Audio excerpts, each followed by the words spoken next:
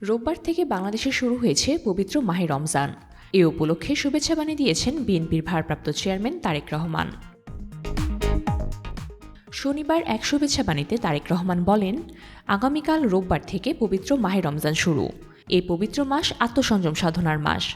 তাই মুসলিম উম্মাহ পরম করুণাময় আল্লাহ রাব্বুল আলামিনের সান্নিধ্য ও সন্তুষ্ট লাভে নিজেদেরকে এক অনন্য প্রশিক্ষণে আত্মনিবেদিত রাখেন।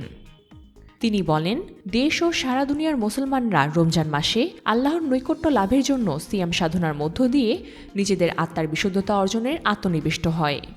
রহমত, বরকত ও মাগফিরাতের মাস হিসাবে এই মাসটি সম্মানিত। সারাদিন সব ধরনের পানাহার থেকে মুক্ত হয়ে মুমিন মুসলমানরা আল্লাহর ভালোবাসা অর্জন করেন। রমজানের মূল প্রতিপাদ্য আল কোরআন। এই মাসে প্রতিটি নেক আমলের ফজিলত বহুগুণ বৃদ্ধি করা হয়। মহান আল্লাহ বলেন, রমজান মাস হল সেই মাস যে মাসে নাযিল করা হয়েছে আল কোরআন, যা মানুষের হেদায়েত এবং সৎপথে যাত্রীদের জন্য সুস্পষ্ট নির্দেশ। হাদিস অনুযায়ী এই মাসে জাহান্নামের দরজাগুলো বন্ধ করে দেয়া হয়।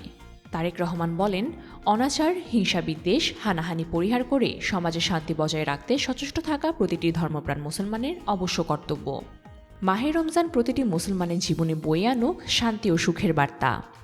সবার জীবন হয়ে উঠুক মঙ্গলময়।